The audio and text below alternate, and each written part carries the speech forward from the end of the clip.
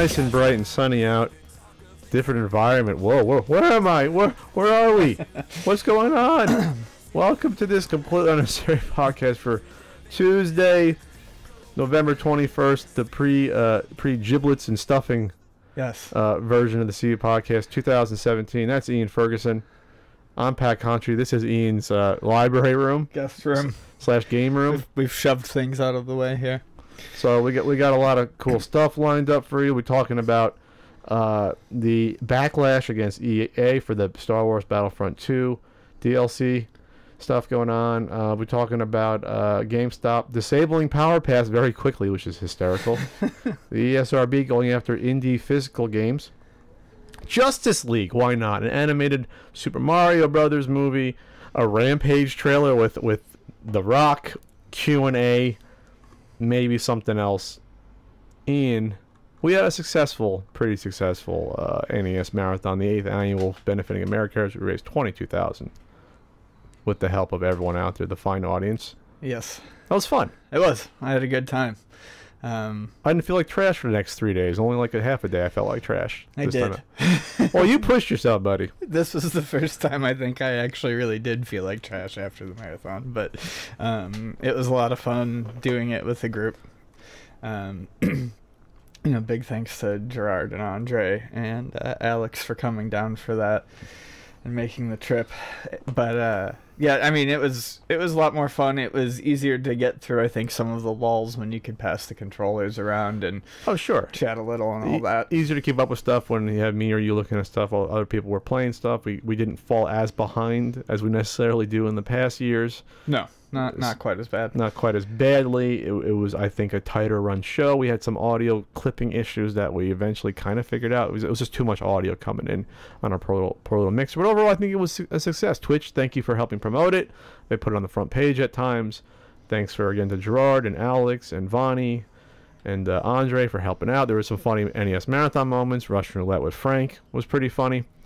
Sunday morning. I missed that. Yeah, I heard that was great though. Vonnie's told the story. He 216 to 1 chance that everyone was knocked out in the first try except for Frank.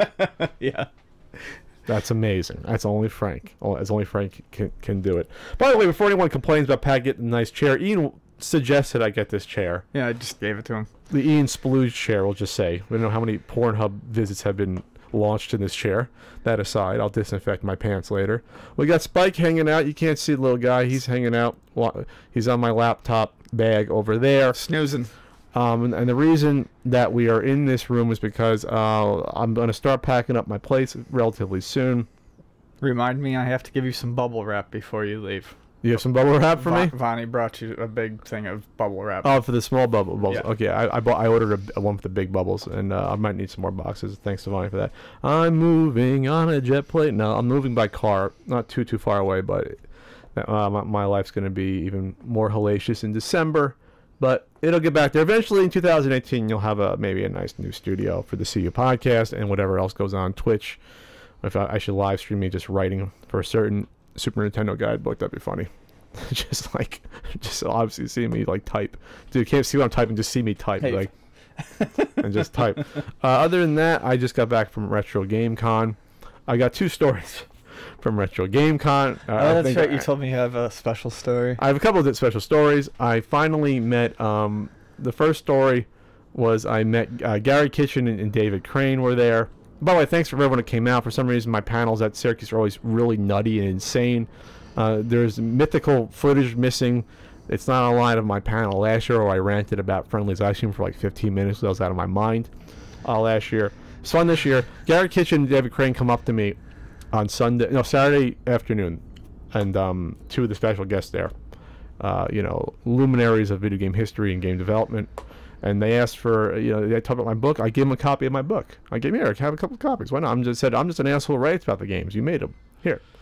Then they started asking about how the games fared in the book. That's where things turn a little south.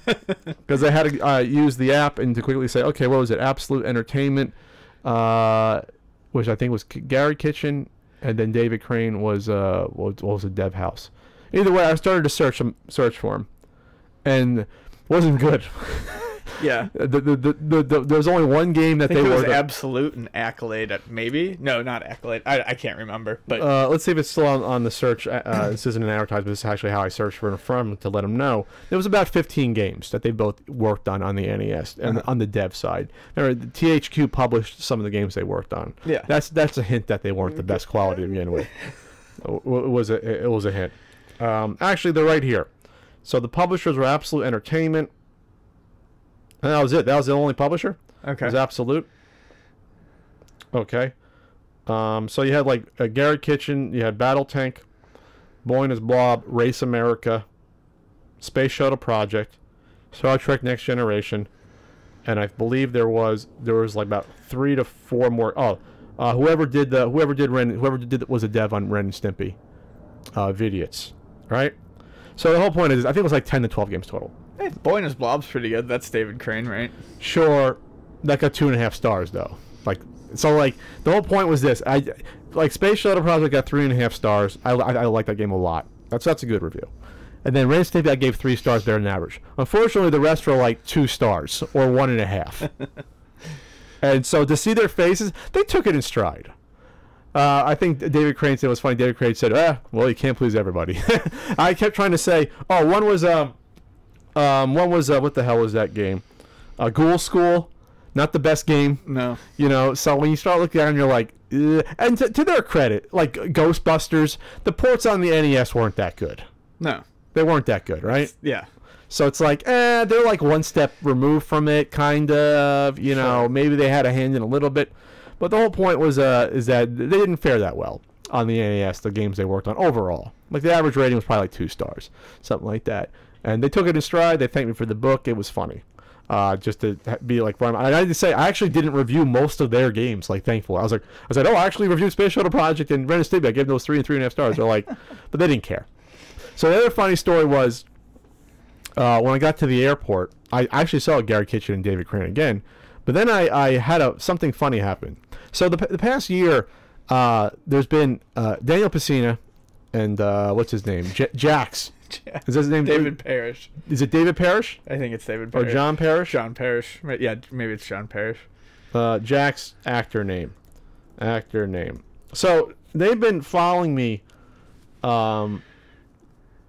shadowing me this year. We've been like 4 conventions together in Arizona, in Connecticut, and now we're both at this event. And for whatever reason, I haven't said hi to them. I felt like, who the hell am I? They're actors in video games from 20 years ago. I'm an idiot doing YouTube videos. So something told me, not something told me. I was like, you know what? I got the shittiest food ever at the... Let me tell you something about the Syracuse airport. Fucking small. I thought Buffalo's airport was small. Well, it's actually a little smaller. Syracuse isn't that much bigger. There's like 27 gates. That's it. Pretty small. 4 food choices. I went to some weird medieval themed restaurant. Oh boy! And got the worst quesadilla, hardest group of quesadilla. But when you look inside and see that prefab cube chicken meat inside, oh yeah, they couldn't even like have shredded chicken in that quesadilla. I went from having one of the best quesadillas of my life at the hotel, literally the hotel one that they cooked up was really good, to one of the worst ones. So I needed to cleanse my palate with some sort of dessert. There was a Johnny Rockets there. I should have eaten there. I wanted to get a nice healthy milkshake. I go to get the milkshake at Johnny Rockets. It seems like Johnny Cage beat me to it, because when I looked down, I saw the what is it? I'm tired. The flight ticket, whatever. The fucking boarding pass. Yes. The boarding pass on the ground was Daniel Pesina. That's Sub-Zero for you, everyone. That's Johnny Cage. It's fate. Yeah. I have his boarding pass. I got my milkshake. I found the gate. They're both sitting there. They got all their gear there. And I go, Mr. Pesina. I hand him the boarding pass. He looks fucking confused. He's like, who's this person? And then I start to introduce myself. Jax was pretty quiet. Mr. Pesina. Master Pesina. Because he's a, like, martial arts master. We start talking, and then we realize, yeah, you look kind of familiar. We've seen each other at this convention. But I thanked them for the work. I asked where they're from, which is fucking stupid, because it's Chicago where Midway is. I should have realized that. And then, we just exchanged pleasantries. Jack seemed pretty nice. It was funny. It's like, you got everything you'd be doing something else. And Jack's like, hey, I never thought so. It's my first year, but hey, if they want to have us out and pay us, why not? They say it like that, but you know what I mean? It's like, it's not something you'd imagine them doing like a day of motion capture work 20 years ago on a few different games turns into something like this. You know what I mean? Or a few days of motion capture, whatever. You know what I mean? So yeah, that was it. And I gave them boarding pass. They thanked me, and that's my less embarrassing story versus you for meeting Jax. Woo! That feels better. And yes, and Jax. Not many people make me feel overtly less of a man when I'm standing next to them. Jax is definitely one of them, though. He's terrifying. He's bigger than he was 20 years ago. Like he or just as big. He's got to be in his, you think mid to late 40s by now. I got his card, and he's some sort of like superhuman trainer according to his card. It's like peak performance human, like one of those jobs. That's what he does. I think he's like a sovereign citizen mercenary type deal. He's a crazy person if you look into. Oh really? Oh yeah. He's a mercenary. I don't know if he's a mercenary, but he's just a very he's. Wait a minute. Let's make sure we get our facts right about Jax here. Are you a mercenary, Jax? What are you talking about? Let's see. Is Jax a mercenary? Or am I just thinking of the storyline from the games now? I think you're thinking of the storyline for the game here. Oh man, wait, who is the actor here? Motion capture. Now, that's not portrayed by John Parrish. It is John Parrish. So now live we got to do a lookup of John Parrish to see whether or not he's a mercenary. John Parrish. John Parrish, mercenary. He's 52. Oh, all right. He looks like 10 years younger because he's just ripped. Yeah, he's bigger than what he was 20 years ago. All right, my bad. He's not a mercenary. He's not a mercenary. He's not living this character. I thought he had taken up mercenary life. You take it up. You take up the mercenary life. Yeah, I want to be a mercenary. I want to get my card. That's why he enjoyed the bathroom so much. Let's back up, and you got to clarify what that statement means now. Oh, right. So I had a story involving him, and he. It was, what convention was it? It was Game On Expo, and no one had opened. The room hadn't opened yet, and I walked into the bathroom. The bathroom was big and wide. And all the way at the other end, there was a guy finishing up taking his piss. A gigantic man. A large man. And he zips up, and it's Jax. And he takes a step back and goes, "Woo-wee! Now that feels better." And I'm like, out loud. And he turns around, and he sees me, and he just puts his head down and shuffles away as fast as he can. You shame Jax. How dare you? Humiliation. Pissing humiliation. He's a urinal mercenary. So real quick, there will be an NES Punk video that comes out hopefully by the end of this month. I have to just edit it. I'm done with my fucking 7 conventions and 12 weeks tour, whatever the hell I did. So that's done. It might be less weeks than that. And yeah, it's gonna be fun to move into a bright new place. Maybe be more relaxing to work on writing. Maybe I'll be streaming on Twitch more. We'll see.